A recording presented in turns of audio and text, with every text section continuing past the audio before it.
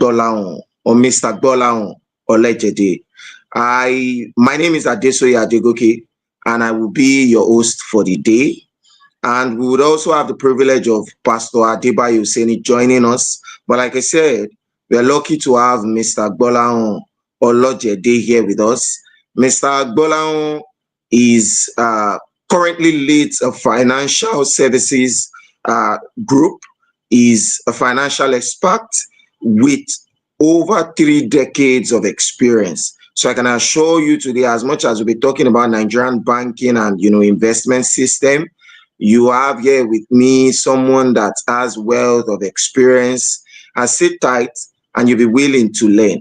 And I hope by the end of today's program, you would have learned a lot of things from today's program. Welcome, Mr. Gbolahan Olejede. Good evening to you, sir. Yeah, good evening. Nice to be on this program. Thank you very much. It's nice to have you here too. All right, so quickly, please, sir, if you don't mind, we'd like to start the program by you just telling us what you think has changed in Nigerian banking system today. What do you think has changed from previous decades ago? What has changed? Okay, I've been around for a bit, so I was part of that season when banking was all about tally numbers and the rest of it.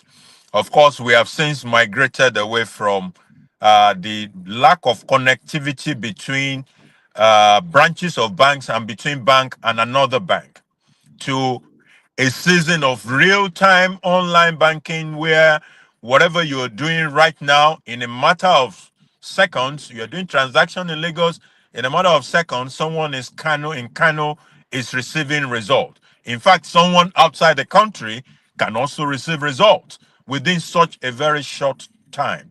So that is part of what has changed. I still remember vividly my early years in banking.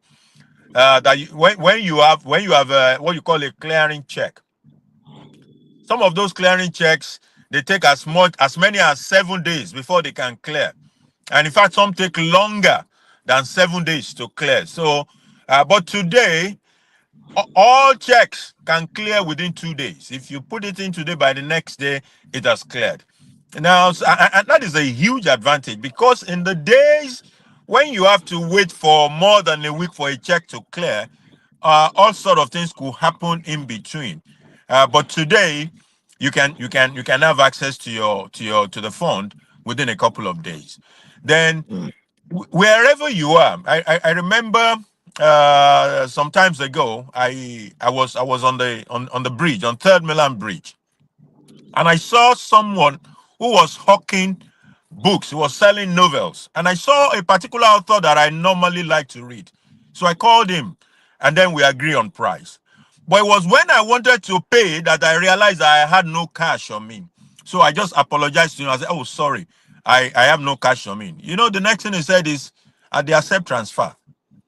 And right there in the traffic on Third Milan Bridge, he gave me a number. I transferred money to it, he received it, and he gave me my book.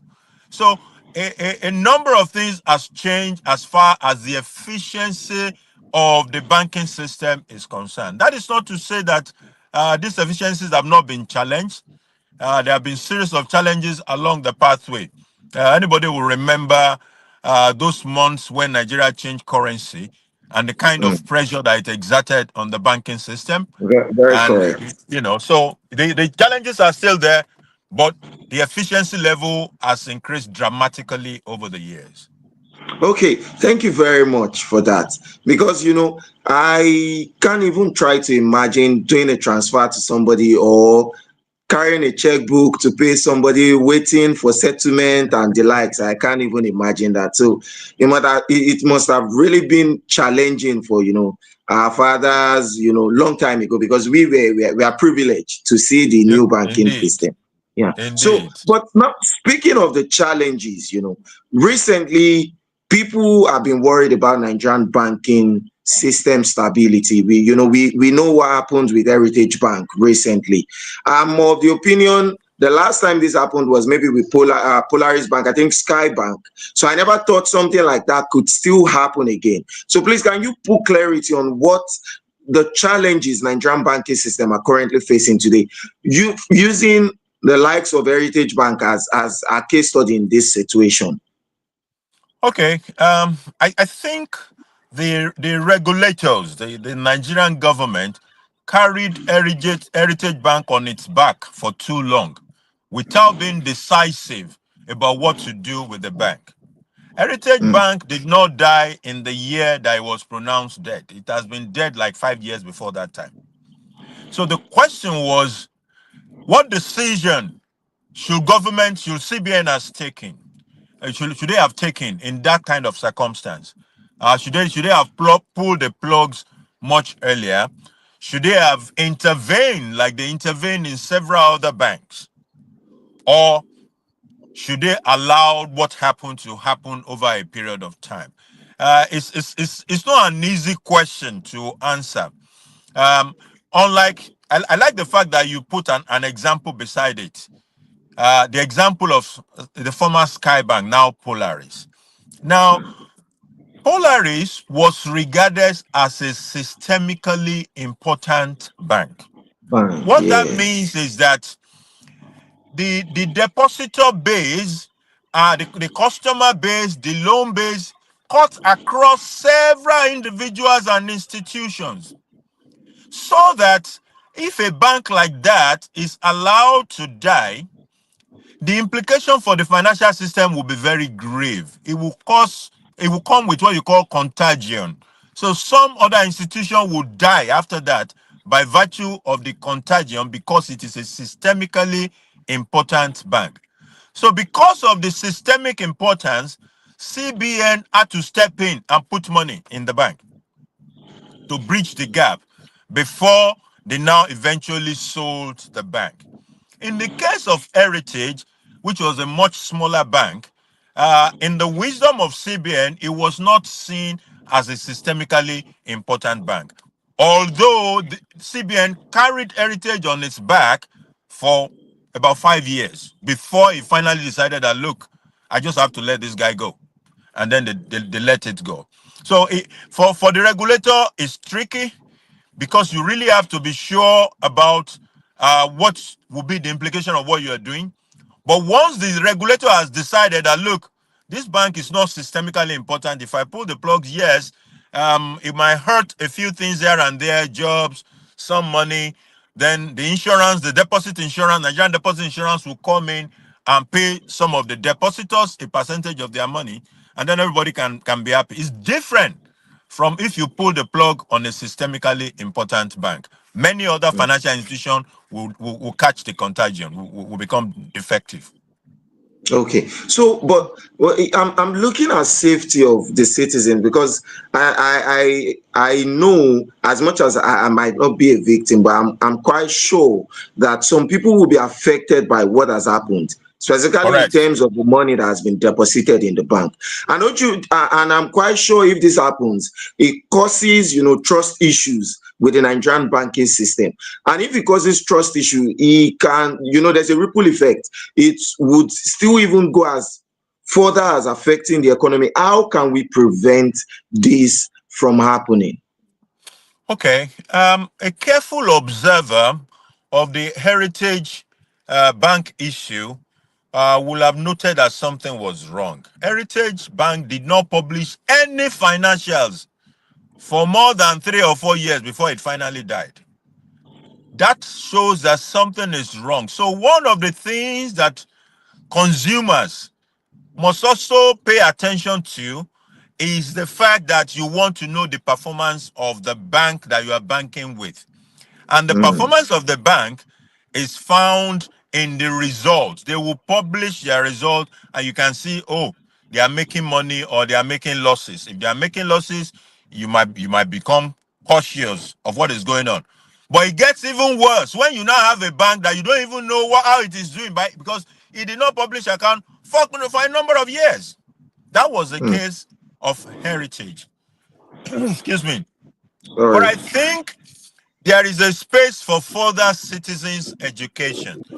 And the regulators need to do more in that space of citizens' education.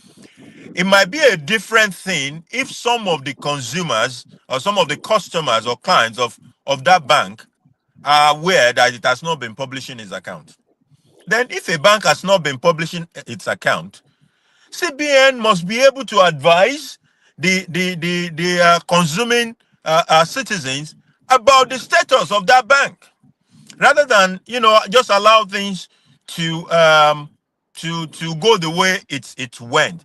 They may not be specific, but I think guidelines such as telling people that you need to know how your bank is performing.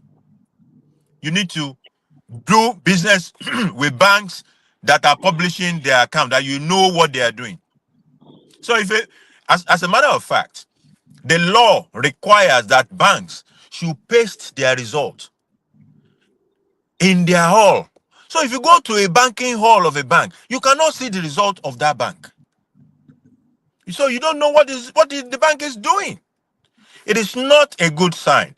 But I think CBN needs to do more in the space of citizens' education. I must be sincere with you. I think I've learned something now. So yeah, what you're telling our people now is, when you are involved in the banking system, it's important you know how the bank is performing in Correct. terms of their finances. Am I correct?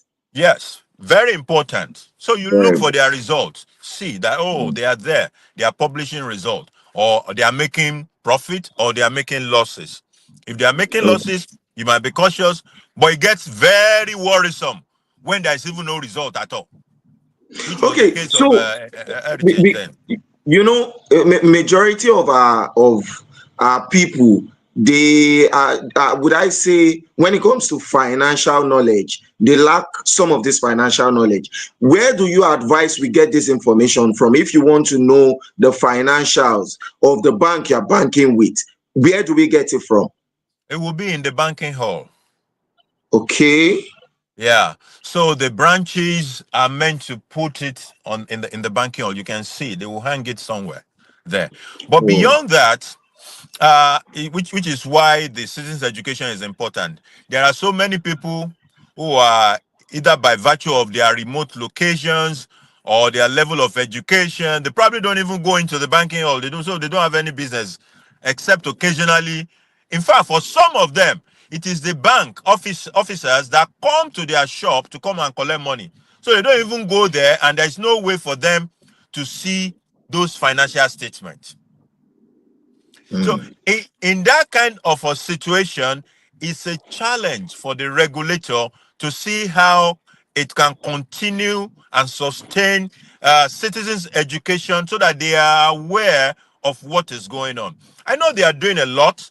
They also put in, all these rules and regulation, But for people who are either in the remote parts of the country, or because they are not particularly educated, they do not receive all this information.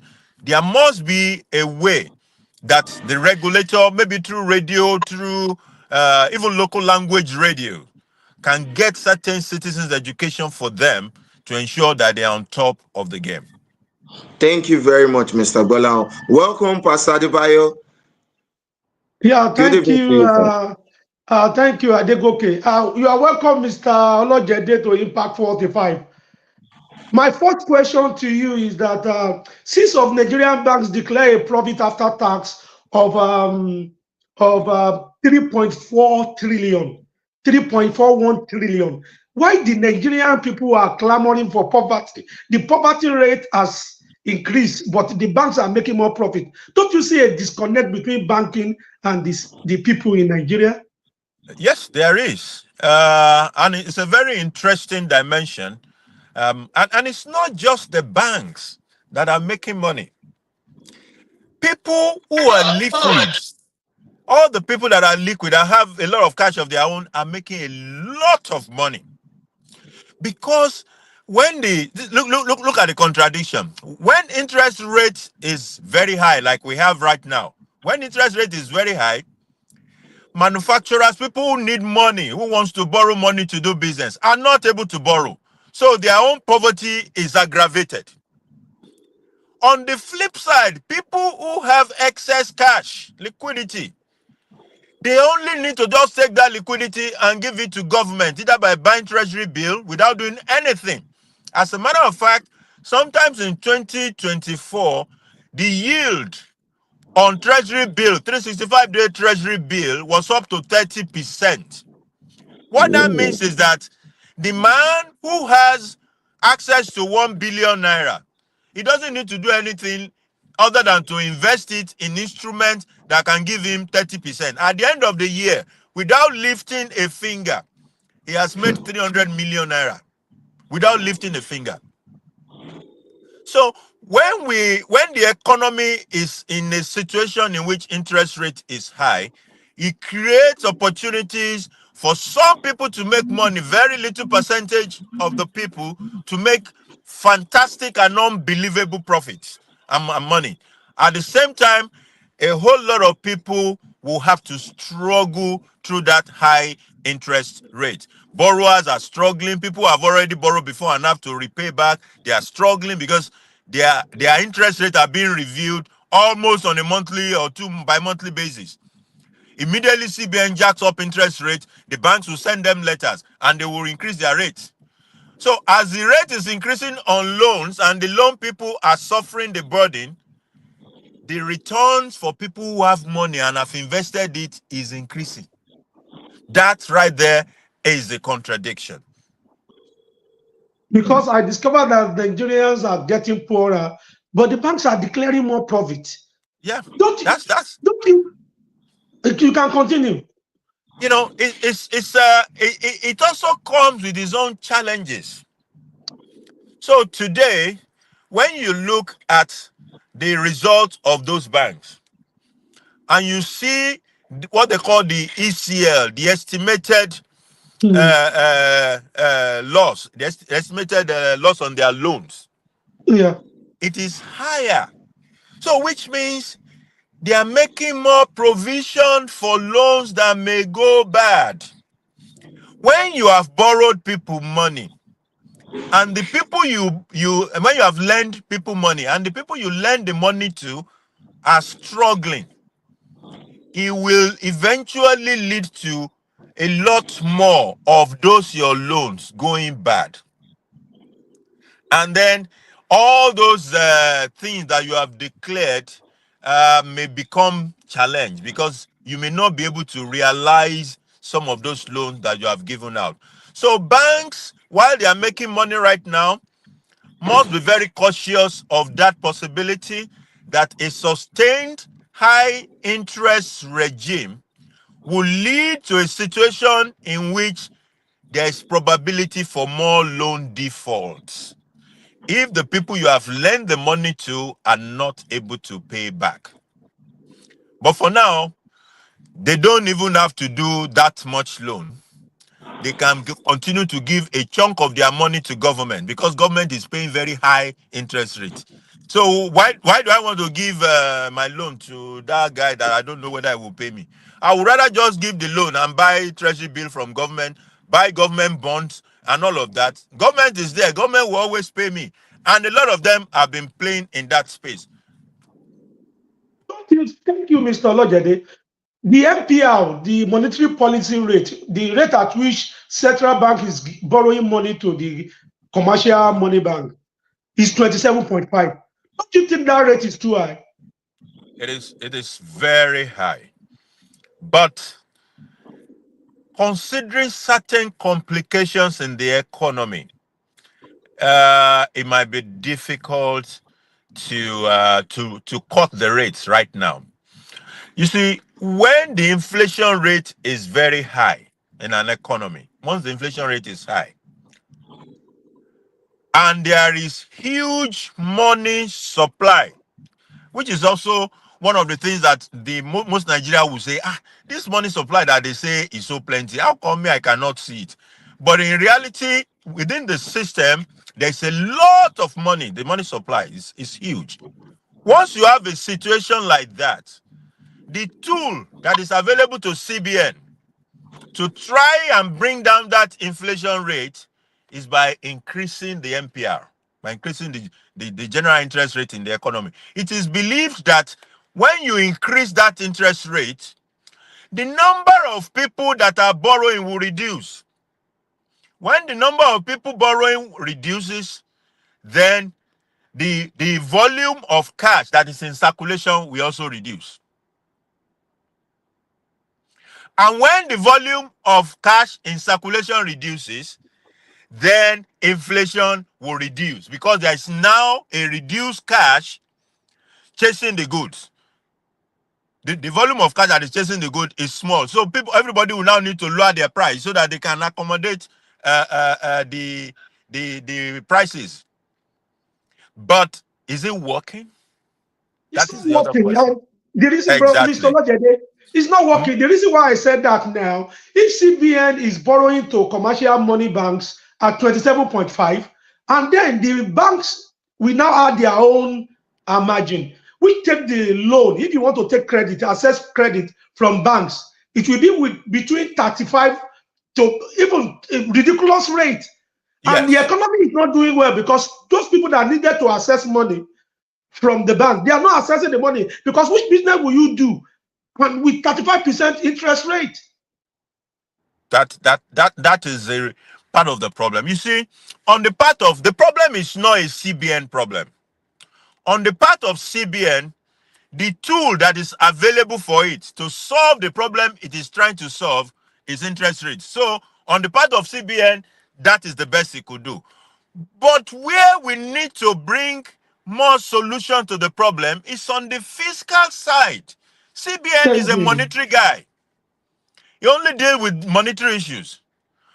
Where we can make more impact on what is going on will be on what we do on the fiscal side of the economy.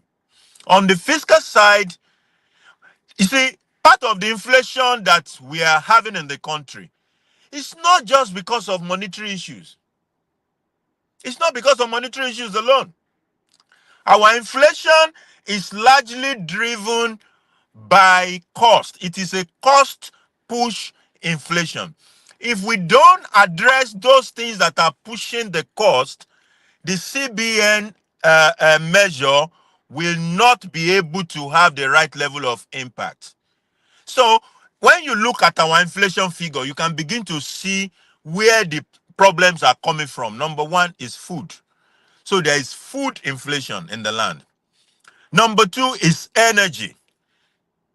Energy includes all the fuel-related matter and electricity cost.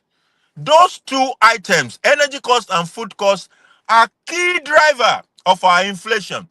So it doesn't matter whether CBN continue to increase rates. If we don't address from the fiscal side all those other issues, we may not get the right result. At least it will not happen in time. It will be a very slow and painful process. So the fiscal measures must complement what the CBN is doing. It is when that happens that we will begin to see better results in the economy. But who is advising the government on the fiscal policy? Is it not the CBN? No, CBN doesn't even talk about fiscal at all. It is the Ministry of Finance that deals with the fiscal policy. But I think Ministry of Finance, they're working in tandem with the CBN. They are supposed to. They're supposed to be a handshake. Are they having policy conflicts? Well, those are some of the problems that do happen from time to time. I don't know why they are struggling with this, but in reality, if you listen to some of the speeches by the CBN in the past, the CBN governor has also alluded to what we are talking about now. That look, more or less, to paraphrase him, it was more or less like, look, I'm doing the best that I can from a monetary perspective, but we need more to happen from the fiscal side of things. It is not happening fast enough. For example, let's look at the food inflation that I spoke about.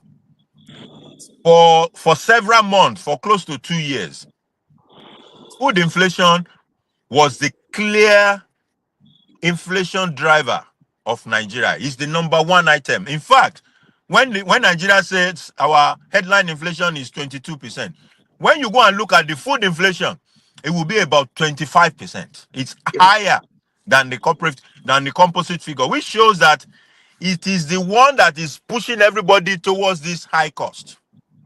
So what we need to do is solve that food problem. Why is there not enough food? Why are they not getting to the market? Why is the one that is getting to the market so expensive? Those are those fundamental questions. So that we know, is it the production thing? Do we need to produce more? Is it the transportation thing? Between the center of production and the center of consumption, is it easy for the farmer to get his food from the farm to where it is going to be sold, or is where it's going to be consumed? Or is it costly for him? Because every cost that he bears, he will translate it into the price of the eventual commodity in the market. So we have infrastructure challenges about road.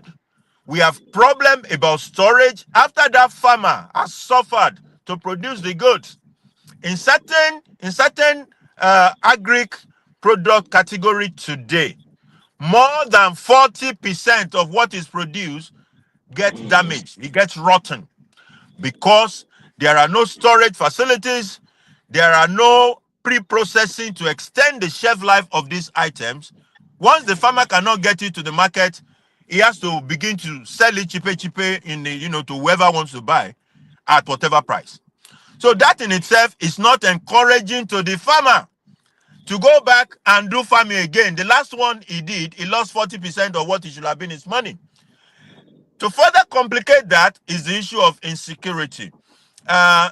Insecurity milding for certain months, but now that we are in the planting season, it is unfortunate that insecurity seems to be rearing its head again.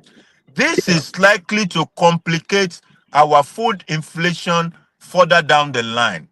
If something is not done now, by the time we are supposed to come into harvest, there will not be enough to harvest, and prices of food will go up. Inflation will remain high, irrespective of the interest rate measure that CBN may be doing. Mr. Olojede, another thing Nigerians are complaining of is these bank charges.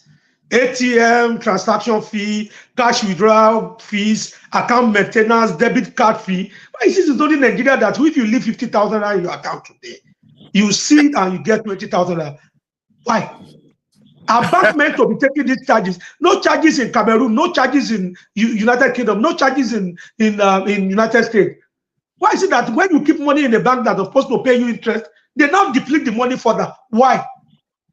Well, there are several things that is going on. Of course, there are charges that are not genuine, which is part of why I think there is a room for citizens' education. There's something, for example, called the banking tariff in Nigeria. It's a document called the Nigerian banking tariff. Yes. That banking tariff specifies all the charges that banks can take and the percentage that they can take. It also specifies, it provides guidance, even on what should be the savings interest that they should pay on your savings. It specifies it there. I know, but who is it that is only Nigeria that take money from they do banking in America, they do banking in UK. If you keep $200 in your account, you see it when you come. If you keep £100 in your account, you see it. Why is it Nigeria only that is doing banking?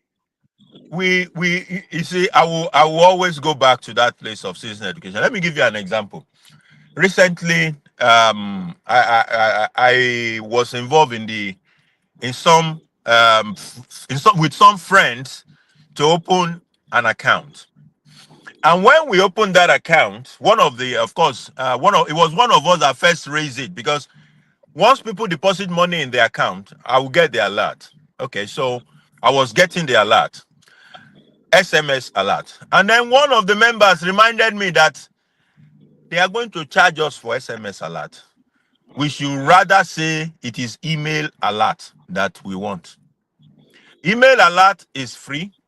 SMS alert attract charges because the owners of the platform, not even the banks now, the telcos that owns the platform on which those transactions are running are saying we want reward for our investment. We have provided infrastructure there for you to do your star 997 hash and whatever, you know, or to receive alert when the transaction is happening on your account. We are providing you a service and we want to be paid for it.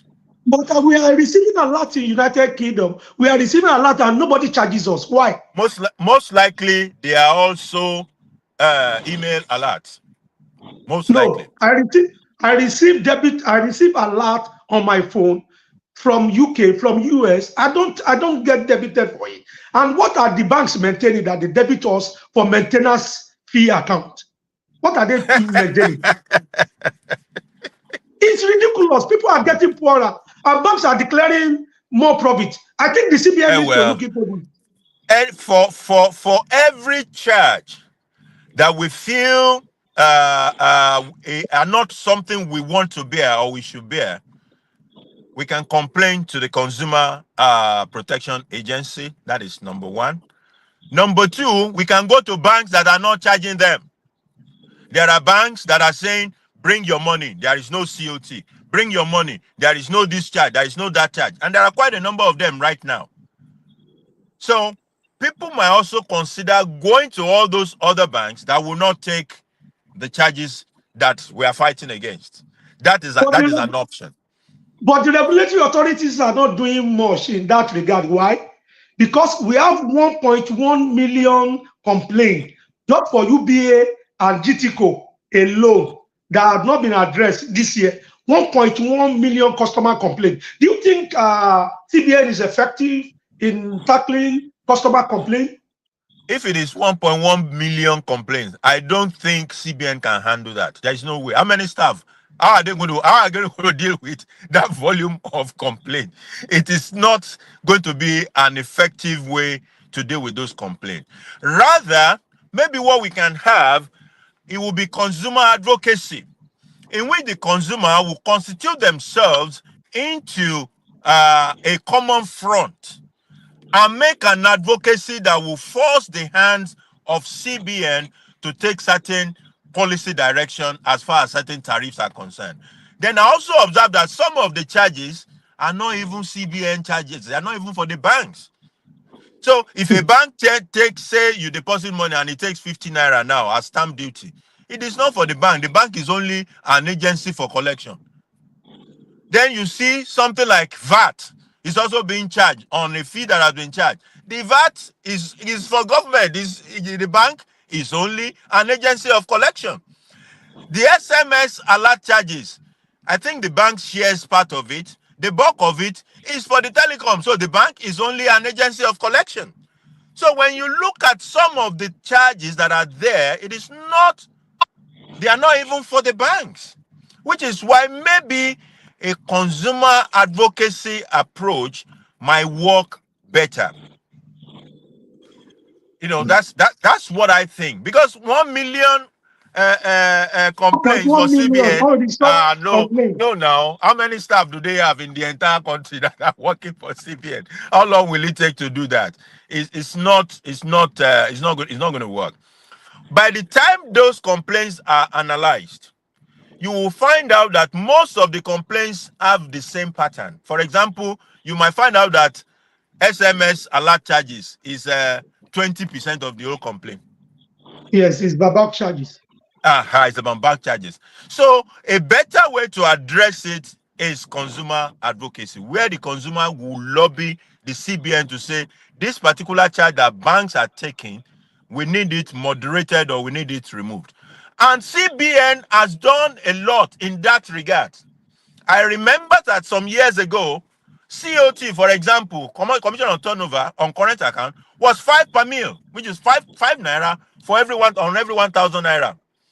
Today, COT is 1 naira on every 1,000. Charging for COT after giving them money, putting our money in the account. Which country charge COT? Well, there are countries that still charge COT. There are except in 150 Africa. charges. It could only be in Africa. You mean they don't charge commission on turnover? But if they don't charge, they will have their own charges anyway. No. If I keep 50 pounds in my account, when I come, I can only get interest. If it's current account, my money will be my $50, my 50 pounds. But in Nigeria, no. You can't leave 50,000 naira in your account and come back 2-3 years and make it the way it is. If the money is not stolen, the money will have developed winds and go. Yes, a man complained recently that his money that he dropped is one of the bank. I don't want to mention. The money disappeared. I saw that video, and that we have so many people complaining like that. What is CBN doing or doing about such? Complain everywhere. I can assure you that I saw that particular video. I know the bank you are talking about. I can assure you 100%. I don't work for CBN, but that CBN will look at that. That is what looks like a specific case of outright fraud. But we have cases of people will take a look at that. Yes. But we have seen cases of people that the account are being debited. They are even staff of the bank. You know, I used to work in a bank, and I've seen where the customer account is being debited online on Sunday. Debited for what? Debited for what exactly? Withdrawals. Online withdrawals. Using the money to buy things. And the customer did not do any transaction. It was not even around in the country. Those are cases of fraud. It's a totally different ball game from issues of charges that are either too much or shouldn't have been taken in the first instance. Somebody entering an account and doing a transaction that is not authorized by the owner of the account is a fraud case. And there are major fraud cases that happened occasionally in some of the banks. I know that last year we probably all read about one major clearing out by staff of the bank. So what you have in those situations are likely to be bank staff with certain level of access and privileges who are abusing their privilege and right to do unauthorized things on customer account. Now, the systems of internal control of banks are meant to be robust enough to pick most of those things. But even if it is 99 that got picked and there is one that escaped, that one is damaging enough.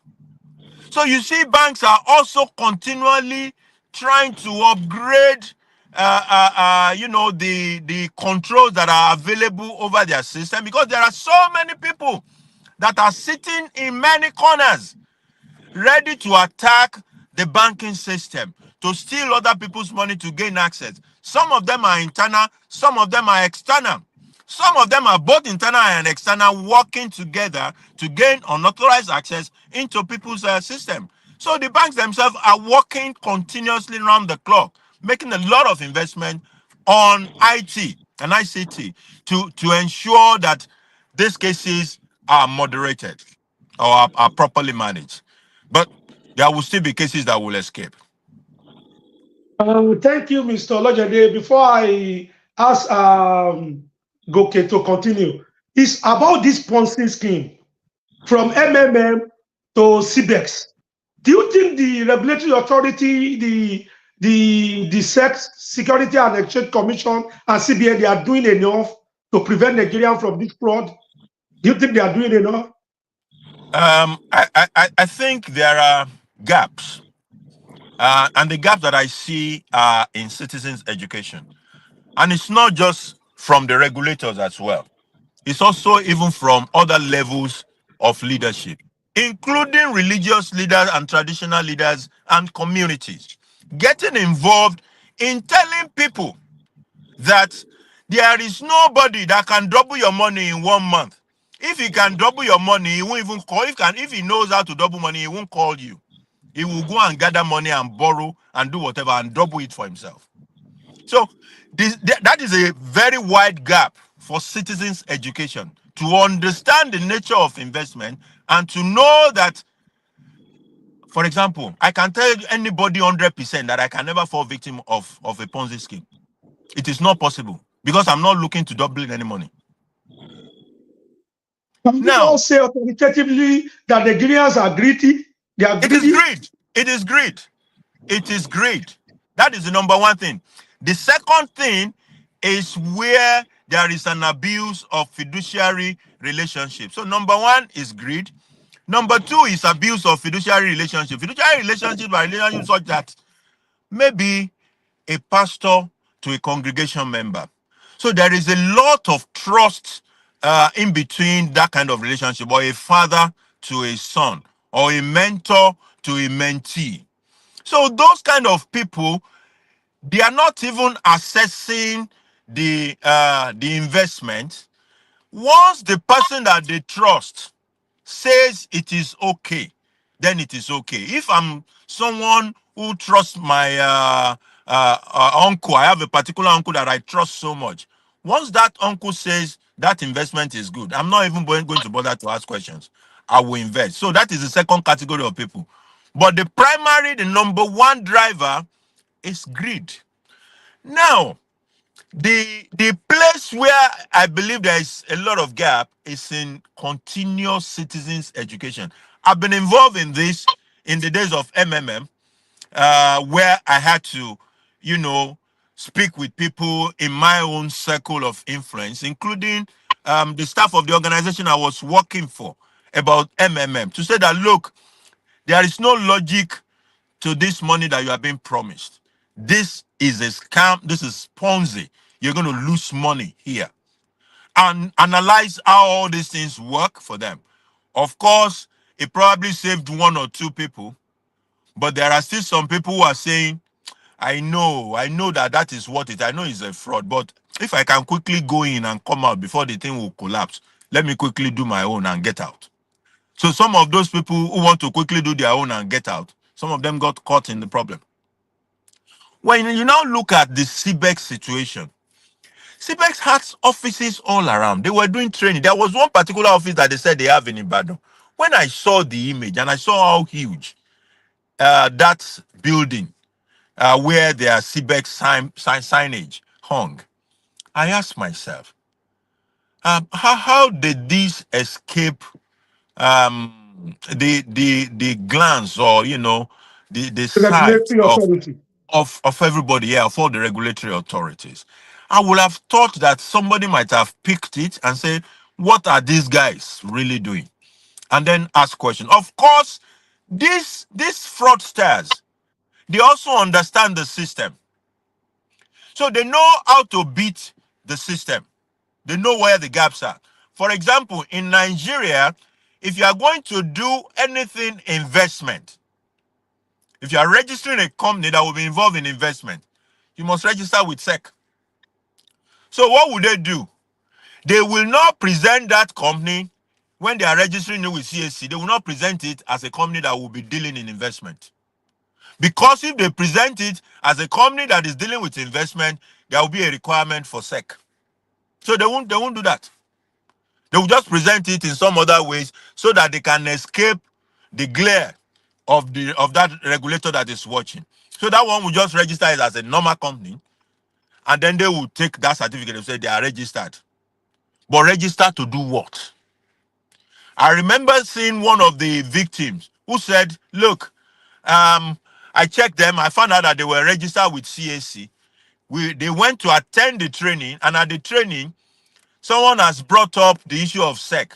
And then they provided an answer that, they are talking to SEC already. They expect that their SEC registration will be concluded. That SEC registration never happened. In fact, they never spoke to SEC. So if the clients, if the potential customers already know that if you are doing anything investment, you must be registered with SEC, then some of them will ask question, where is your SEC registration? And that could have, or they will want to check up with SEC whether they are registered. And that would have opened them. SEC is not Security and Exchange Commission. They are not doing enough in that regard. Well, it's they can do, but they can do better. They are not doing enough, in my opinion, in citizens' education when it comes to matters like this. But if what we are saying is that they will be able to influence all Ponzi scheme all around, or they will spot all. No, they won't be able to. They don't have such capacity to know all the Ponzi scheme, and that is why the issue of prevention, which can happen from citizen education, is more important than trying to catch. You don't even want to catch; you want to prevent. And Ponzi scheme is a global affair, though, from the US to the UK to Russia to China. I think people might still remember Madoff in the US. He organized such a huge and monstrous Ponzi scheme in the US involving even highly placed people. At the end of the day, he himself had to commit suicide when that Yeah. Ponzi scheme went bust. So Ponzi scheme will continue to come. They will come. It is how prepared the system is, including the place of prevention. And the place of prevention is largely the place of citizens' education. After the ones that we cannot prevent has escaped, how do we detect and get people arrested for being there? That is in the way of the regulators to step up their games and be able to pick up these guys before they defraud half of the people. On the final note from my hand here, even Security and Exchange Commission said if they were able to recover some of this investment, they cannot even hand over the money back to the investors because it's a legal having issue. I don't Because even think that. They said if at all, there are some cases of recovery in the time past. The money was credited to the government. They said they cannot hand over because the transaction had been issued was illegal. What do you have to say about that? Well, I am not aware of that. Some of these transactions are even in a hole where it is going to be difficult to deal with them. So you are talking, for example, of money that are locked up in cryptocurrency. The MMM, for example, how many of MMM ever got recovered? Once those things shut down, the money is locked out. The chances of anybody recovering anything is extremely low.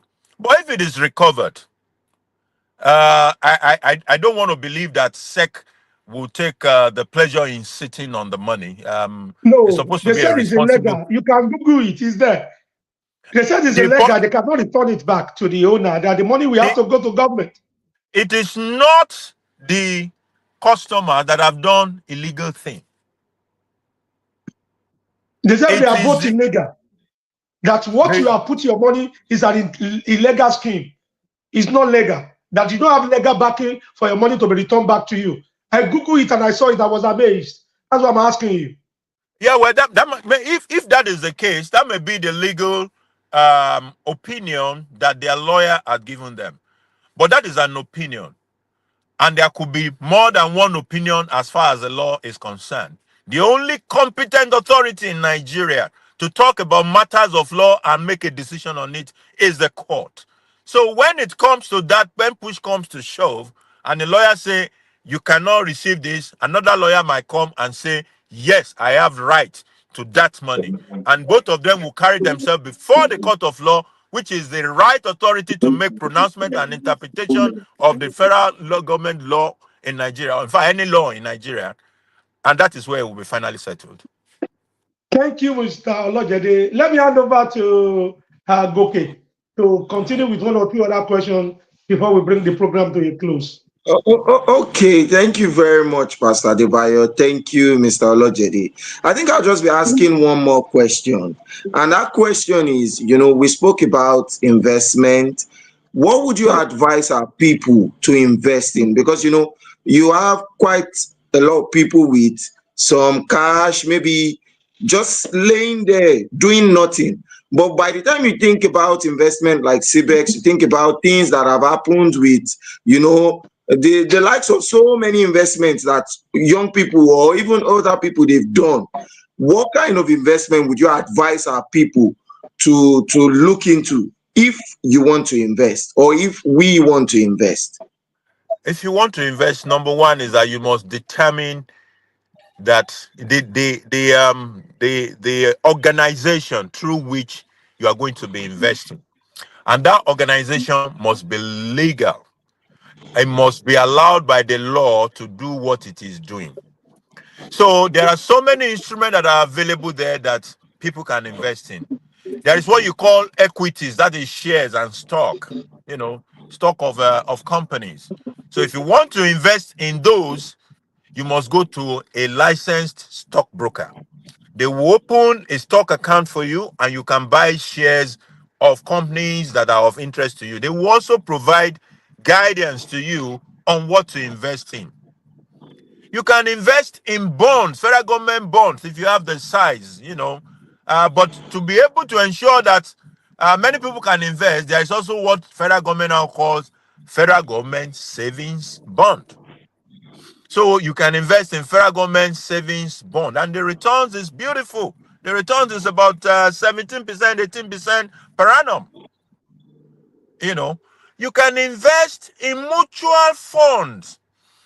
Mutual funds are handled by asset management businesses, and what they do is that they pool funds from several people so that they can have advantage when it comes to returns.